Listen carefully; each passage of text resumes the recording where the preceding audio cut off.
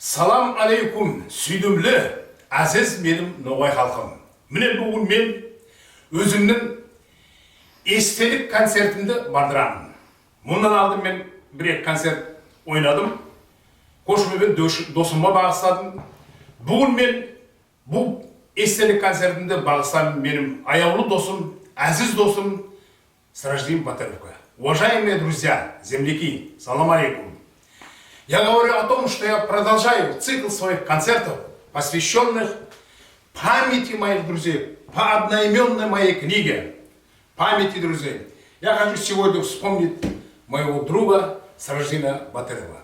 Вы знаете, многие знают Сраждина Батырова. Я хочу сказать о нем, что именно Сраждин Батыров является профессиональным нагайским художником, чьим именем начинается живопись, профессиональная живопись 20-го столетия нагайского народа. Он член Союза художников Российской Федерации. Мое знакомство с Сраждином Батыровым началось в 1970-е годы, 70-71 годы.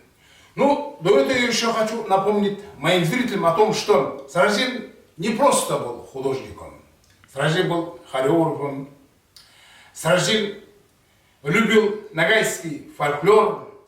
Сраждин является автором многих сценических костюмов, эскизов сценических костюмов. Сраждину Батырову принадлежат хорошие стихи. Он автор повести «Албаслы». Вы знаете, Сраждин очень был талантливый человек. Мен айтамын, Сраждин Батыровқа Алла ұсындырған болар бұл дүнияға келіп, бұл дүнияда ноғай халықтың атын көтеріп, ноғай халықты дүнияға естірмеді. Мен 1970 жылда Мағашқалада музыкалық школада училищесінде оқитын заманда, колледжінде деп айтады бүгінде, мен оны біздің Ленин орамында үлкен проспектта көрістім біріншілей болып. Сонда біздің училищеміздің тура алдында киоск бар еді. Сол киосктың yanında мен мұнан екеуміз қатысып келіп, бір кісі бұрылды, жас адам, бойы биік, бұйра шашылы, маған қарап, сен музыкальный училищеде оқисың деп менен сұрады. Мен сейірім келіп қалды, аға, мен оқимын музыкальный училищеде. Сол екеуміз хабарлап кеттік. Хабардай, бұны айтты, сен музыка язасың ба дейді. Мен музыка язамын деп айтып болмай, негізі мен яңы оқыма түскенмін, өзім көп затты аңламаймын. Но болғанмада Сраждиннің айтқан музыка язасың ба деген сөзі менің ойлаймын. Соғын алып бүгінгіден дайын есімде қалды деп ойлаймын. Сонан хабарласа келе, екеуміз таныстық, екеуміз ондан басқалай қардаш болып шықтық. Сраждин Батыров шөмішлас екен, мен де шөмішлас, екеумізді бұл айтты. Яқия, біз екеумізді қардаш боламыз, бүгіннен арман қарап, біз мұқаятта тығыз байланыстарымызды. Мен өзім деді, Ошеталовка ауылына туғамды, мен айтты, мен Нариман ауылда туғамын. Сол екеуміздің байланысымыз кетті. Заманлар кетті.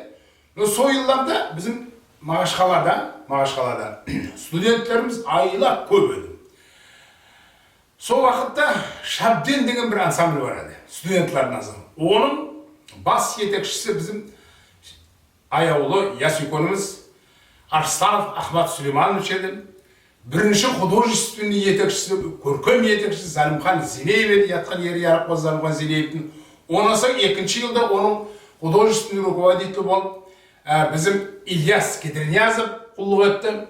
Сол заманда, сол репетицияда біз Сраждин Батыровпен расатанық. Сраждин Батыровты біз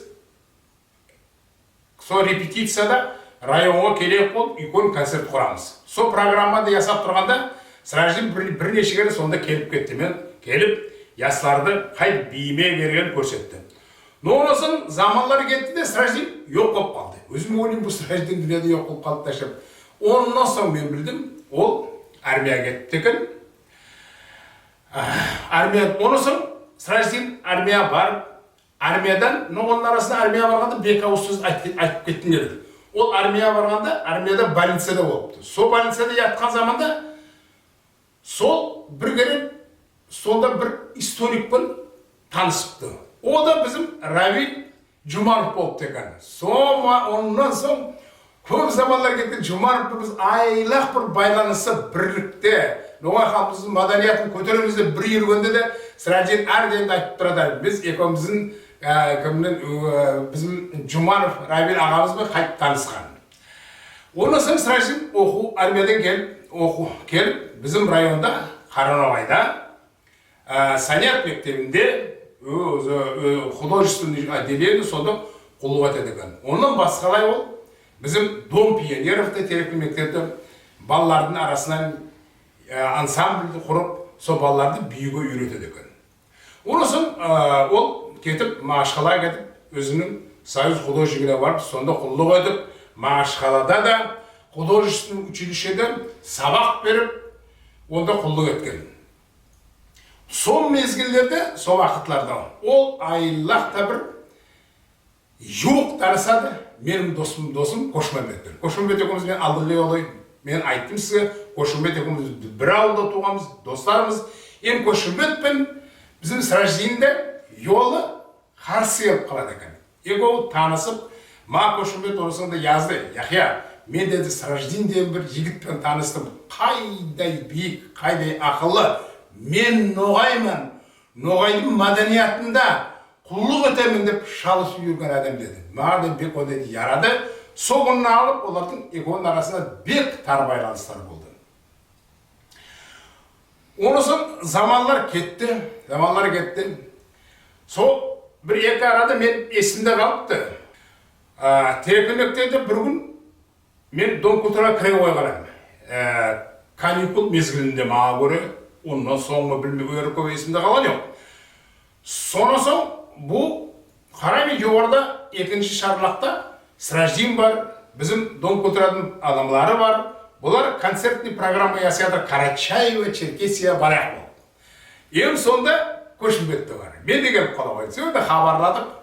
Yahya dedi sen de sırajin ayttı. Mesela dedi karılgaçta kanatında kasların degen yeriminde Taybat Kiretven'in sözlerine yazılan yeriminde esittim dedim. Ma dedi kalay yarat dedi. Sen son dedim, son biz dedi programa kirgizek sen Karaçay ve Çerkesiya barada son yırlasın. Ben arı deyip son mezgilde razılığını verdim. Ben bugün so karılgaçtın kanatınday kasların degen yerimde sizin esinizge salıp kettim geldi. Onun sözlerini ben bağına ayttım. Yazan bizim böyle bir arı poetessa dünyadan geçti. Taybat Kireto özü Kangala oldu yaşaytan edi. Men onun sözlerini bir iki sözle yırlar yazgam.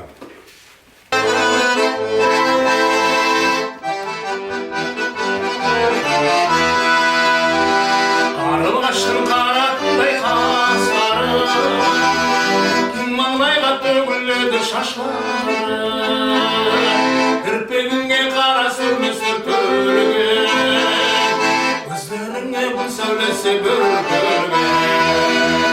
Есемесең озып кетсең басына, ақылыңды тайдырасың басына, аңламайсың білмей ексің өмірге, қалай сағасыйын мүжді өмірге.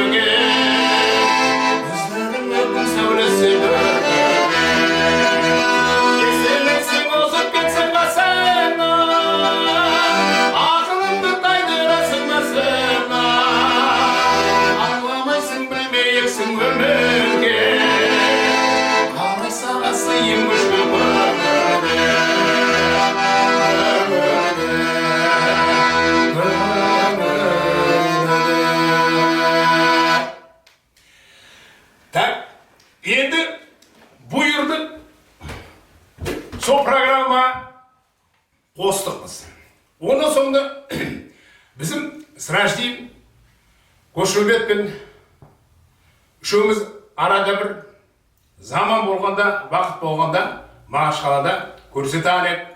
Сраждинді Қошөмбет екеуі квартирада яшайды. Сраждин квартирасында Нұрадилова орамда көрсете болдық. Сөйтіп, заманлар солай ағып кетті. Мен Ленинградқа оқымаға кеттім. Қошөмбет орысы оқымаға кетті. Астраханға мен алдыңғы өзімнің концертімде айттым. Консерваторияда оқымаға кетті. Сөйтіп, заманлар арамызда бір-бірімізге хат жазып, Қошөмбет екеуміз арамызда айлақтар байланысады. Сраждинді көп хат жазып отырма көп сүймейтар. Мен де айлақ топ жазбады, сүймейтар. Болғанманда бізді Қошөмбет бізді қоймайтар, Қошөмбет бізге ақырып тұрадан хат жаза тұрыңыздар. Соғысып, көп әру вақытлар болды. Біз Ленинградта оқитан мезгілде Қошөмбеттің інісі Көшәліде оқитан еді онда. Сраждин Москвада, тез Москва келетан еді. Онда олардың художественный мастерскойлары бар. Сонда келіп, өзінің заказдарын ететан еді. Сол заманда біз Ленинградта оқитан, мен Ленинградта оқып бітіп отырғанда 83-ші жылда, 84-ші жылда, 83-ші күзді, 84-ші жылда яздық мезгілде Сраждин бізде еккерен келіп кетті. О вақытта мен алдыңғы концертімді айттым, Қошөмбетте Ленинградта. Неге десе Қошөмбет өзіне отпусқа алып, академия отпусқа алып, біз Көшәлі екеуміз оны шақырып, о бізге келіп, бізді онда тар байланыстық біз. Сол заманда да Сраждин келгенде Сраждин әрдеймде көңілшек адам еді. Келгенде бізді яғатаған еді, яндыратаған еді бізді, қыздыратаған еді бізді, отырып хабарлап, ноғайымыздың культурасы, ноғайымыздың маданияты, адабияты бәрінде де біз құллық еткіміз келеді. Біз политикатта сөйлейтін ноғайды халқының яшауы қалай болмарын, айлақта бір біздің культурамыздың ақында, профессионалық творчествоның ақында, художниклардың ақында, скульптураның ақында, композицияның ақында, ой білмеймін, ераулардың ақында көп заттар сөйлейді. Сөйді заман кетті, 84-ші жыл, 83-ші жыл, 84-ші жыл сол мезгілде мен алдың жол айтым, біздің Қошөмбет екеуміз Тоғас деген вокальный дуэтімізді құрған еді. Сосын менің отчетный концертімге әзірлік. Сонысы біз yazda оқуды біткені соң келіп ауылға Теректі мектепке қайтып келдік. Неге де сол мезгілде bizim rayonga Қарақалпақстаннан қонақлар келді. Ни культуры Каракалпакстана в Республике Дагестан. Раньше в Советском Союзе было принято обмениваться на субъекты, значит, автономные республики, союзные республики, обменивать свою культуру, искусство. И поэтому вот именно, я так думаю, вот сейчас я думаю, Каракалпаки тоже, наверное, когда приехали, неспроста, я думаю, потому что именно Каракалпакия была связана именно с Сраждином Батыром. Потому что Сраждин Батыр объездил все наши республики, с Каракалпаками особенно, потому что казахи, Каракалпаки это близкие нам народы, Каракалпаки особенные, я так думаю, да. И у Сраждина Батырова была большая связь с творческой молодежью, с творческими людьми, членом Союза художников Каракалпакстана. И самое главное, его избранница, наша милая Аклия, ее подруга, потом уже супруга нашего Сраждина Батырова, именно жила в Нукусе, столице Каракалпакстана. Она работала в музее, у нее там была квартира, и с Сраждином они вместе нашли общий язык. И поэтому, я думаю, Сраждин Батыр не просто, я думаю, и через Аклию, через художников, Союза художников, я думаю, он влиял, я думаю, на руководство Каракалпакстана, нет, через Министерство культуры. И потому что именно тогда был первым секретарем у них Адылов.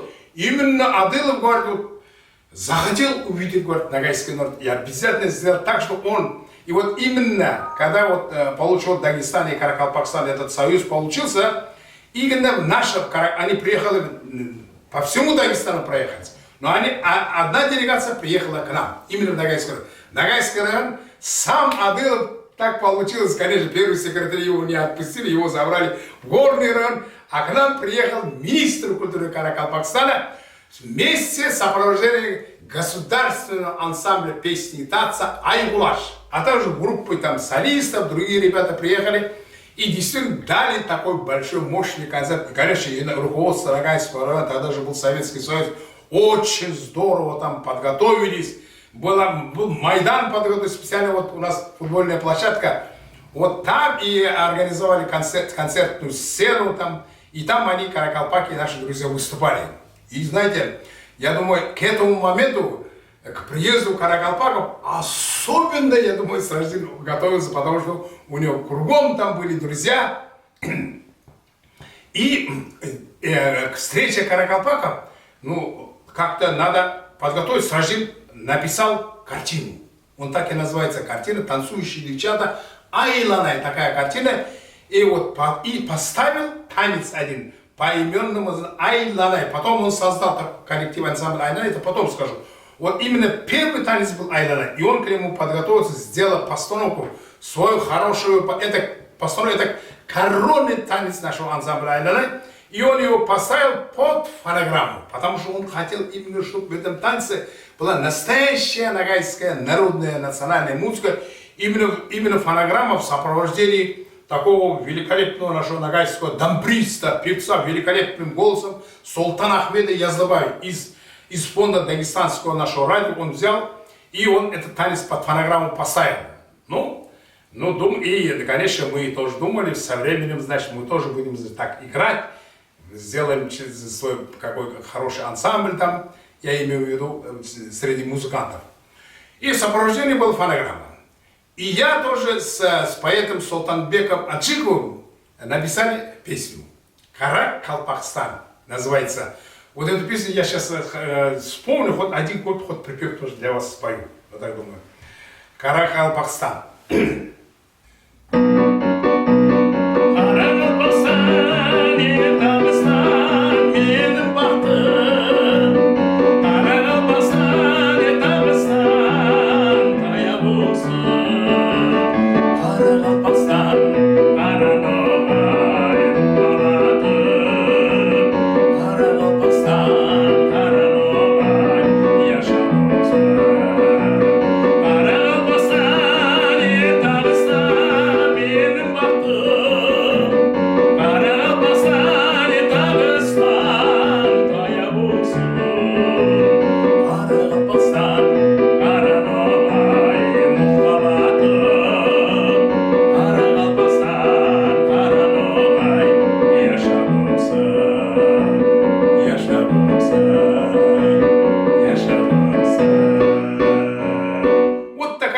Тогда получилось.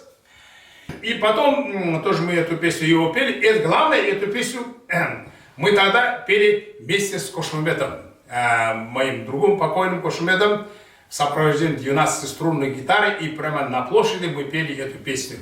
Ну, я думаю, что нашим друзьям, каракалпакам, эта песня понравилась.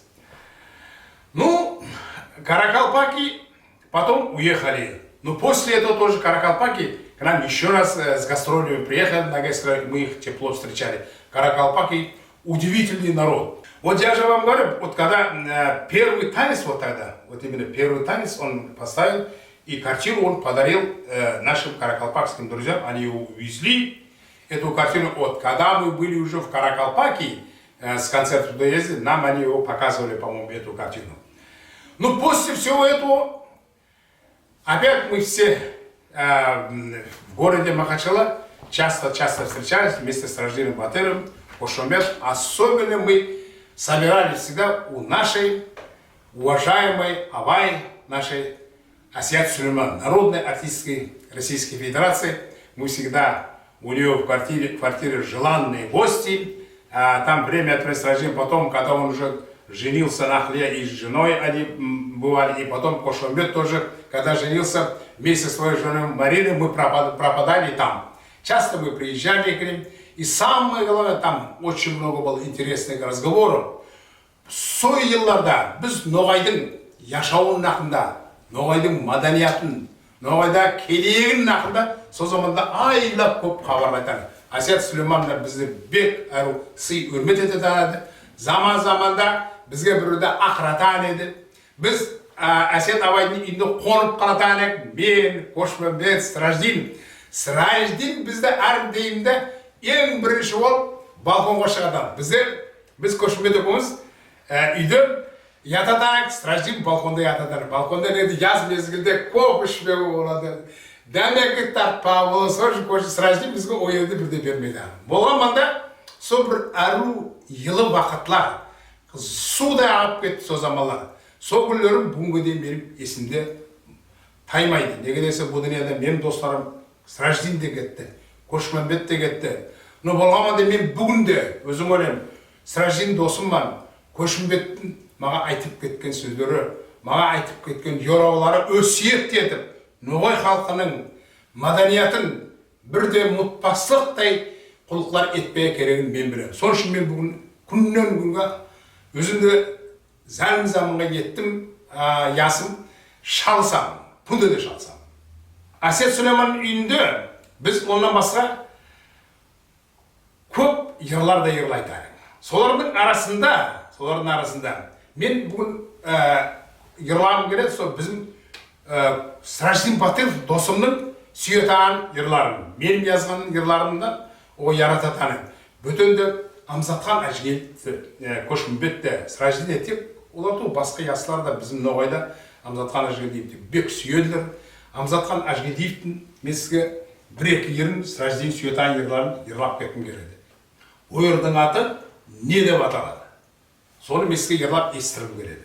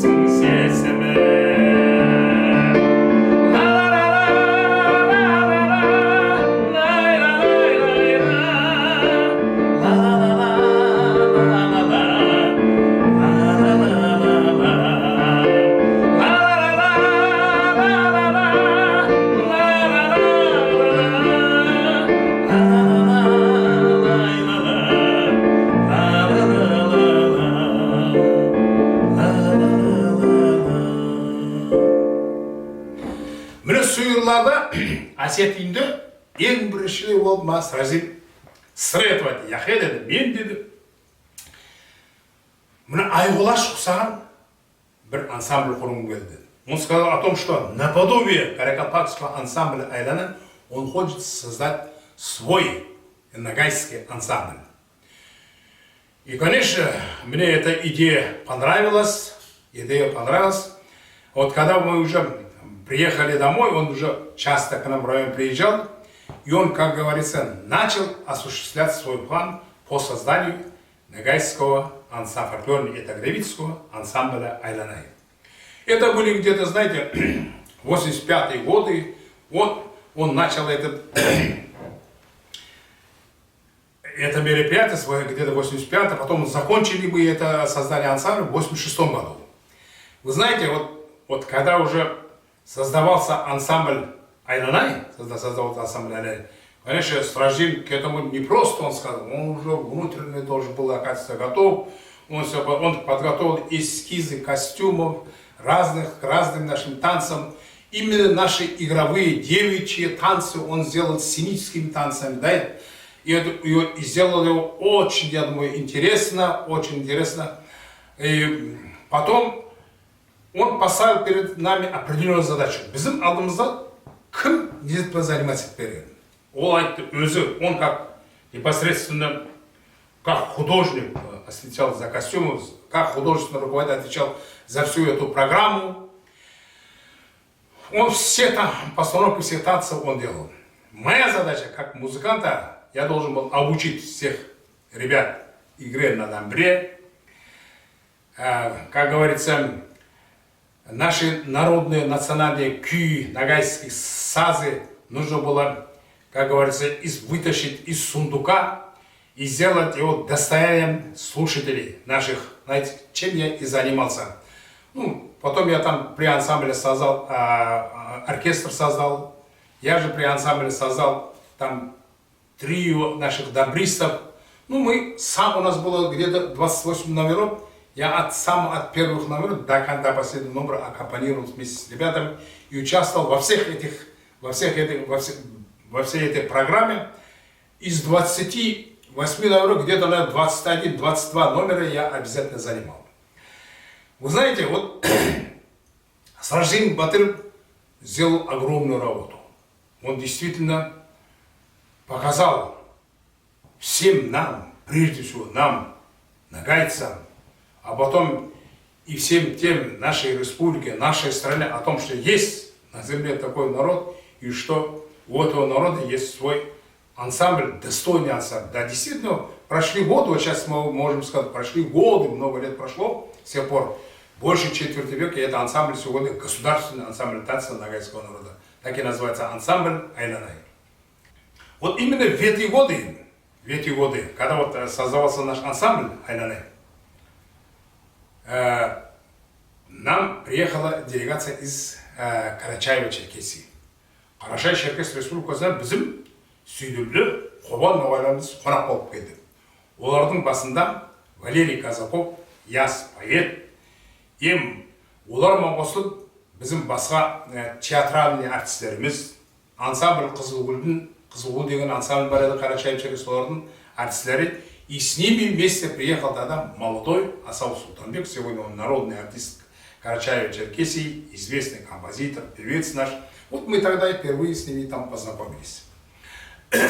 Онда бек бір әлемет зат болды. Бұлар қонаққа келділер. Қонаққа келіп, bizim Терекли мектептің мәдениет үйінде сахнасында үлкен концертный программалар көрсетті. Біз ноғайлар залдық толтырып отырдық. Бәрімізді бек тамаша қалдық, сейірге алдық, олардың программасын бек сүйіндік. Сол қонақ үйге ятпай кеттілер. Біз үйлерімізді қайтып келдік. Менің үйіме Сражин Мағашалап тұратаны, мен қонаққа шақырдым, bizim үйде болдық. Bizim үйде отырғанда менің алал қосағым Асиет бізге дастархан яйды, ол отырмыз. Екеуміз отырып хабарлап отырмыз. Ортамызда бір шайтан су да бар, аты коньяк. Өзімізді бір заман кетті, Сражиніміз хабарлап тұрды. Бір заманда Сражин сол қарақалпақ, bizim қобан ноғайлар келген хабарын айта келе, тамағымызға ас кетпейді. Сражин еді, яқия, бұл дұрыс туды. Біз де дәл бүйірді, үйден етті отырамыз деді. Біздің қонақтар келген, біз қонақ үйге барайық дейді. И мен едім, біраз әкіс болмас, сақырдан келгені, жоқ, міне біз әлі барамыз деп, мені қоймай, алып, коньякты да алып, басылған коньягымызды алып кеттік біз қонақ үйге. Bizim Терекли мектепте Золотое руно деген бір қонақ үй бар. Была гостиница под названием «Золотой рудок». Мы пришли туда, пешком практически, недалеко. А наши гости и не думали ложиться спать. Bizim сүйдімлі қонақтарымыз яслаша. Домбыралар yok, гитара соғып, ерлап отырылар. Сонда келіп, біз де келіп қосылып, мұқаятта қобан ноғайларымыздан қайда бір әру таныс болдық. Мен сол күн кеште, мен оларға, қобан ноғайларға, өзімнің Мұрат Әбесовтың сөздеріне жазылған ноғай кешелер, bizim ноғай кешелерден ерімді ерладым. Сонда bizim Солтанбеков Асауға да, келген достарға бәріне де менің ерім яратты ойлаймын. Сол ертен соң біз оларды жолға салғанда кешелер, bizim ноғай кешелер деп біз ерлап оларды жолға салып бердім. Sonra мен сізге бүгін сол ерімді мен сізге естірім келеді. Сразу енді оны көп сүйетаны, біз тез ерлайтаны. Bye.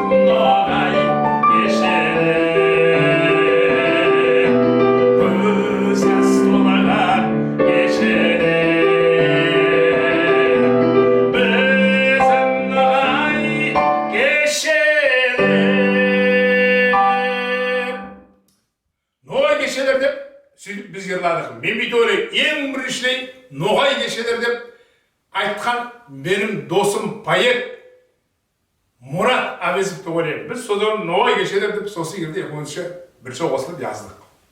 Онысы biz ансамбль Aynanede ete gelе көп қылықтар еттік Aynanede. Көп қылықтар еттік. Bu ansamble'nin programması bir hafta болғаннан соң biz Respublikamız Filarmoniyasında barıp bizim programımızda olarga көрсеттік. Bizim Министерство культуры бек хош көрді bizim programdan. Айтты бізге, міне Сражден Батыров, машалла, Ноғайлардың қайдай бір культурасын, қайдай ойынларын, қайдай büyülерін үлкен программа ясап, ансамбль құрып, бізге академияға сау бол деп көп хошлады. Онысы мен ойлаймын, ансамбль Aynanayдың қайдай бір өз яшауы бастанды деп ойлаймын. O yaşaуда biz gastrollerмен қай нерде болдық. Bizim Noğaylar yaşaytan Astrakhan областында, Qoban Noğayımızda, Şeşen Respublikada yaşaytan Terkov Noğaylarımızda, Dağıstan'da türlü rayonlarda yaşaytan Noğaylarımızda qonaqta болып, үлкен özümüzдің programmamızды бек әрует көрсеттік деп ойлаймын. Сол yıllarda da қатыса келе Сраждинмен не деп айтамын? Bizim programmamızda her daimde Sраждиннің көңілі бар еді. Sраждин yanında yürген мен, Көшімбет, Нәрбике arasında басқа ясларда bizim яслар артистlerimiz, bizim muzikantlarımız бәрімізді, көтересімізді тыпақ болып, Ноғай халқының маданиятын көтерек болып, қолы етіп жүрген адамдардың бірisi едік біз. Сол yıllarda bizim поэттерімізді, Қадыриямыздың, Амзатхан Ажгелиевтің, Мұрат Әвезовтың, Магомед Қожаевтың, Келдіхан Құмратовадың, ой қайда білмем басқалай көп поэтлеріміздің де, bizim yazушыларымызда произведениелермен тез раса келіп қатысып, тез олармен қонақ болып, бір-біріміздің халқымыздың арасында олардың жазбаларын, жазып шығарған затларын таралта дедік. Емен сөйлі айтқалай Амзатхан Ажгелиевті bizim Sражден айлақта bir сүйетаған еді. Оның дағыда Амзатхан Ажгелиевтің сөздері yazған елдер де менің бір ерім бар. O yırtta мен сізге бүгін естіріп кеттім кереді.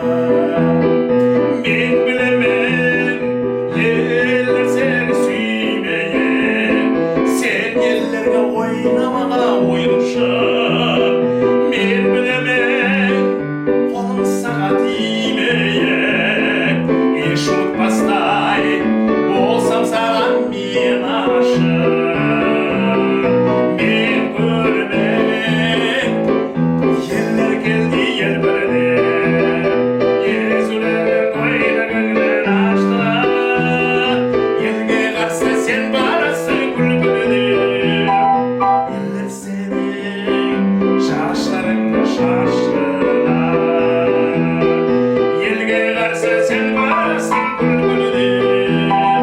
Eller senin şaşlarında şaştılar.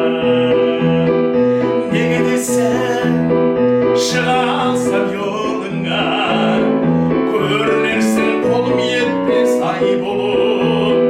Tek dileyim sen alçı koluna, sen ki senle men geleyim tayyip olur. Men göremem yeller geldi yer bölüdü, Yezulerin koylarını açtılar. Yelge karşı sen varsın bülbülüm. Yeller senin şaşlarında şaştılar. Yelge karşı sen varsın bülbülüm. Yeller senin şaşlarında şaştılar. Yeller senin şaşlarında şaştılar.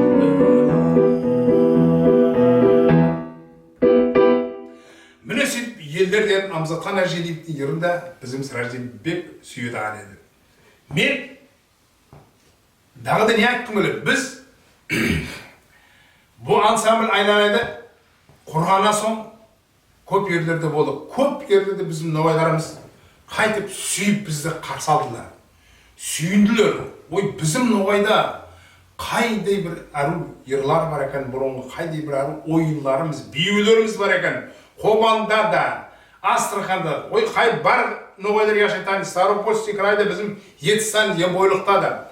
Айлақта біз бір, менің есімде қалыпты, Астрахан облысында біздің Қарағаш новайларымыз. Неге десе, Қарағаш новайларымыз бұрында да көп заманда оларды татар деп yazып, өкіметтің совет заманында бақырларды новайекін мұттырып жүргені.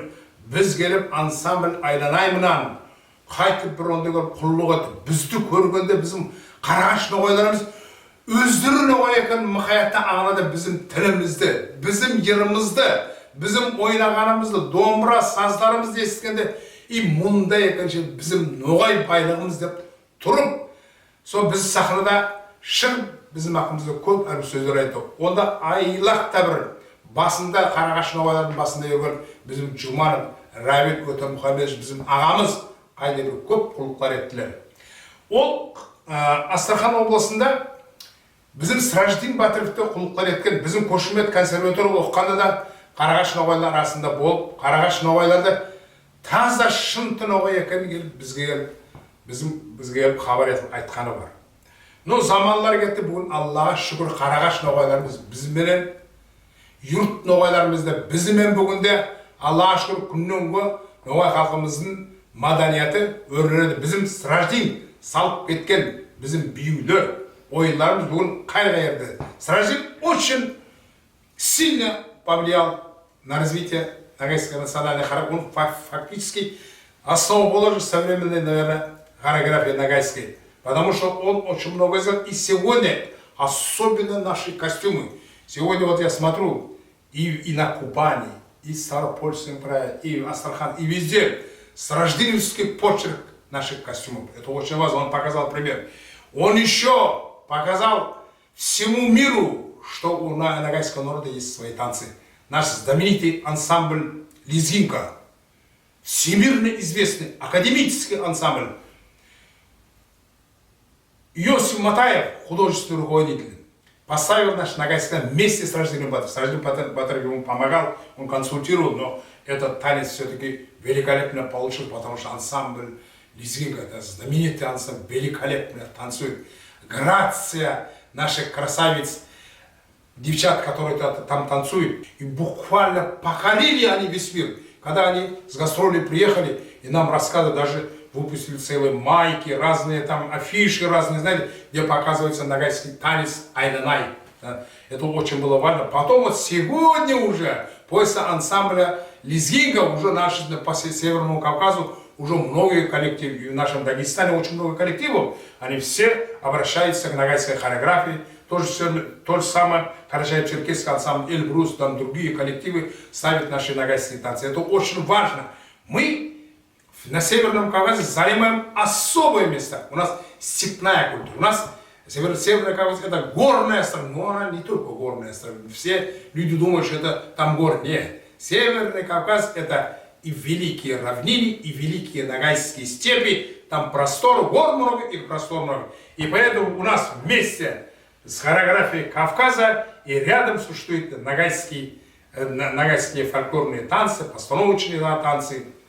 Те, которые приезжают на гости, они его видят. После этого мы участвовали во многих праздниках, но самое главное, еще заметнее осталось, знаете что, гастроли по Каракалпакии. Я вот говорил, когда мы с Ражином, он был организатором хорошим, мы поехали в Каракалпакию на гастроли. Бізді қонаққа шақырдылар Каракалпакстан. Это удивительно зрелищное было мероприятие. Когда я не буду рассказывать о том, как мы туда ездили, я расскажу о том, как мы приехали, когда мы прилетели туда. Первым прилетел туда я. Меня встретили там, я должен был рассказать о том, что ансамбль наш едет. Меня встретил министр культуры, там другая делегация, приняли очень хорошо. Следующий день Каракалпакия, как она нас встречала, вся республика. Радио, телевидение, газеты, журнал, вся информация Каракалпакстана была прикована к приезду гостей, друзей, бауырдастарды, новайларды. Как они нас встречали.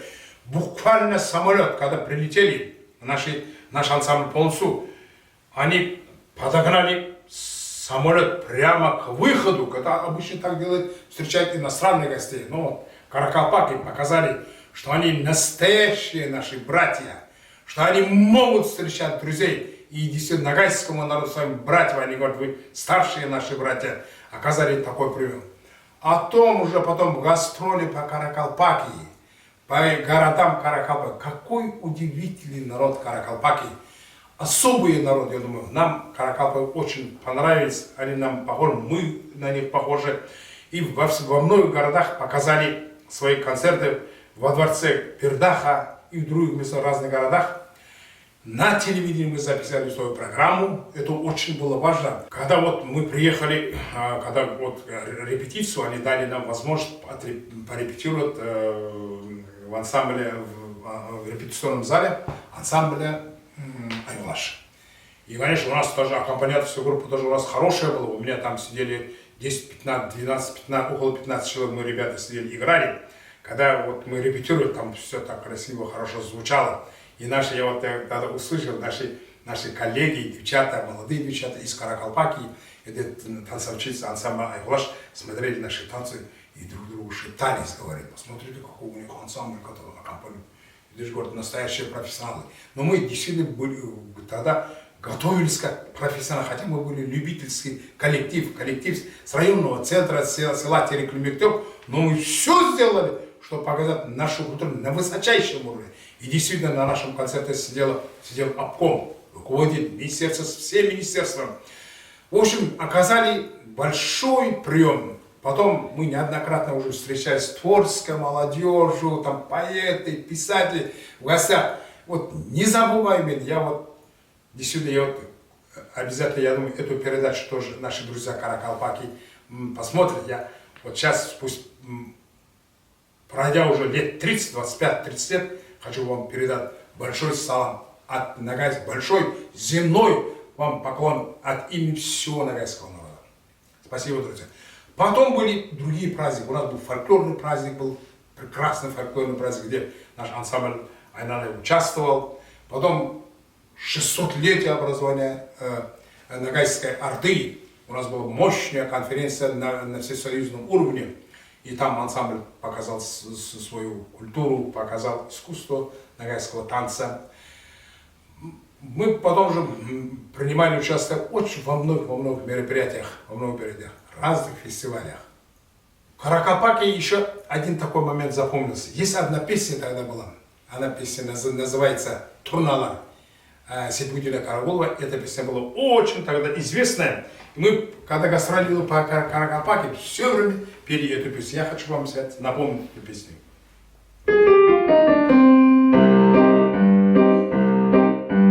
Dumanlarda kozgalıp Üskele'de yedi Orana sen çıkarsın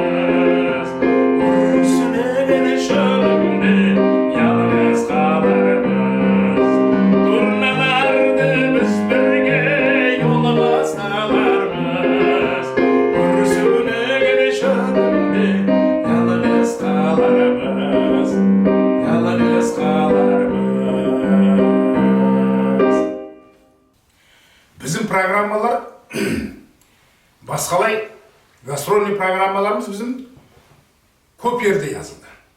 Biz сражден bizde ondan Шир Кругтен bizim hükümetimizde болатын телевизионный передача алып кетті. Onda өзіміздің программамызды әрі өтіп яздық біз. Сау Совет Союзына көрсеттік новалардың ансамбль айланайын. Ondan басқалайды біз Грозныйда, Ставропольский крайда, басқа елдерде өзіміздің программаларын телевидениеде yazып, өзіміздің фестивальдарымызда қатынасып, өзіміздің ансамблімізді көрсеткенбіз. Вы знаете, вот в конце своего концерта, лекции-концерта, я хочу сказать о том, что действительно все годы, которые мы работали с Ражденом Батуровым, были особые годы. Вы знаете, вот именно вот тогда, когда создавался ансамбль, когда начало ансамбля, я с Ражденом Батуровым сказал: Яхья, вы знаешь, я хочу делать ансамбль, создать свой ансамбль хочу, но мне нужен музыкант. Яхья, ты пойдешь со мной работать? Просто не потому, что он меня спросил, потому что я был тогда очень у меня был свой ансамбль, Тулпар, эстрадный ансамбль народных инструментов, САЗ, Добристов, знаете, в котором мы уже записывали программу, мы уже записали, выпустили свою пластинку. В ансамбле Тулпар я уже, как говорится, мой ансамбль гремел. Но у меня, знаете, были своя задача, я все-таки композитор, мне нужно было писать музыку, и мне нужны были коллективы, которые исполняли мои произведения. А вот отвлекаться еще на один коллектив, на такой мощный, большой коллектив, и тем более, знаете, это очень сложно было. Я сразу с Ражденом Батуровым согласия не дал. Но с Ражденом, поскольку был другом и хардашем, он, конечно, он напирал на меня, он немножко обижался, но все равно я в конце концов не мог ему отказать. Я говорю: Ражден, я соглашусь, потому что, говорю, твоя идея, конечно, это хорошая идея. Я понимал, что это нужно сделать. Но там стояла задача, надо же этим коллектив не просто создать. Создать коллектив это хорошо, вот надо же удержать его. Надо его удержать. И тем более, знаете, вот это же был любительский коллектив, это нужно было научить всех ребят играть на домбре. Наши ребята не играют. У нас домбра, в основном старики играли, мы фольклор, я его записал, многие вещи записали мы. Но молодежь-то не играла. Пришлось мне всех учить играть на домбре. Действительно, за 2 года они тоже научились, добились неплохих результатов. Я думаю, для любительского коллектива это очень даже неплохо было. Это же нужно было заниматься, знаете, нашими киями, национальными киями. Это из записи надо было сделать, переложить в ноты, знаете, сделать достоянием нашего ансамбля. Значит, обычно наши музыкальные инструменты, они такой строй имеют, особый свой, да, народный такой, да. Диатоника там, я думаю, а вот нужно переложить еще, знаете, на этот, как на хроматический так, инструмент домбру, оркестровую домбру, ну, для музыкальных, для гармошки, для баяна, и так далее.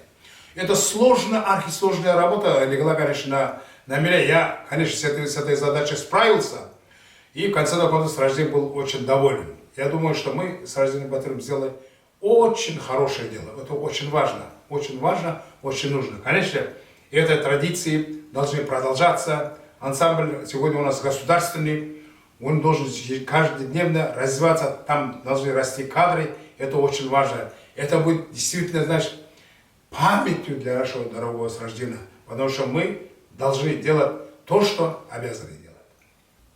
Вот когда заболел наш дорогой Кошмамбет, мы вместе с Ражденом полетели к нему. Последние часы его жизни мы были рядом с моим другом Кошмамбетом. Вместе с Ражденом. Нас, 3 друзей, Раждена, Кошмамбета, Яхью Кудайбердиева, здесь все знают.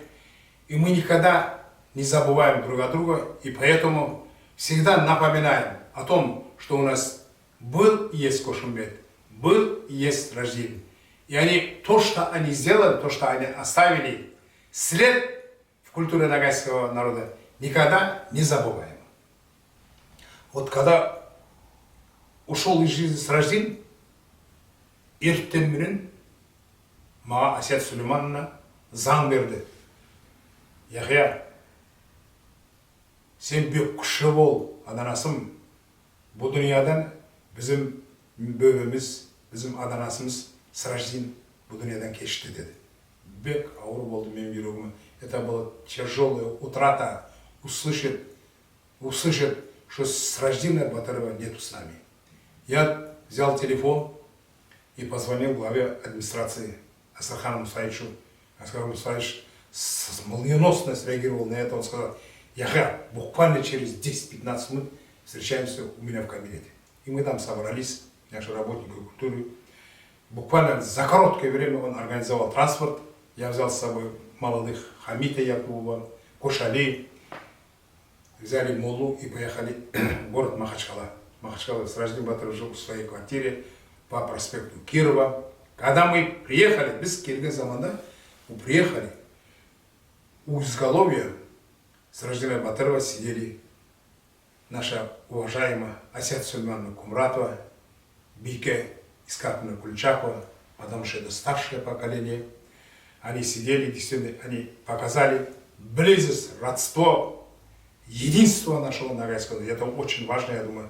И там рядом на улице много было друзей Сраждина Батырова, представителей разных национальностей, да и у нас многонациональный, дружная семья народа Дагестана, и все собрались, и все скорбили. И никто не мог поверить, что 41 год Сраждин очень мало прожил. Ушел, уходит из жизни человек, талантливейший, понимаете, да? И мы с Сраждином Батыровым вернулись на его родину, его прах покоится на родине в ауле Вышиталовка. Мы никогда не забываем его. Когда я стал начальником управления культуры, первым долгом, что я сделал? Я сделал, что своими друзьями, вместе с коллегами, выпустили книгу «Эскизы костюмов Сраждина Батырова». Вот эта книга.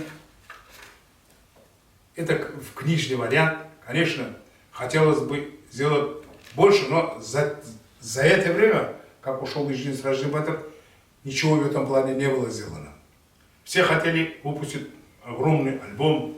Я думаю, но у меня тоже, знаете, когда я стал начальником управления, поставил себе задачу, надо сделать хоть книжный вариант выпустить. У нас была небольшая редакция телеколлектива, мы его выпустили, но потом еще другие ребята тоже выпустили и большой альбом. Я думаю, в перспективе еще будут новые книги, я думаю, потому что Сраждин Батыров заслуживает. Сраждин Батыров очень много сделал для ногайского народа, очень много сделал. И он незабвенный Сраждин Батыров. Енді мен сізге Сраждин бар заманда ойнаған Отархан сазын естіріп кетейін.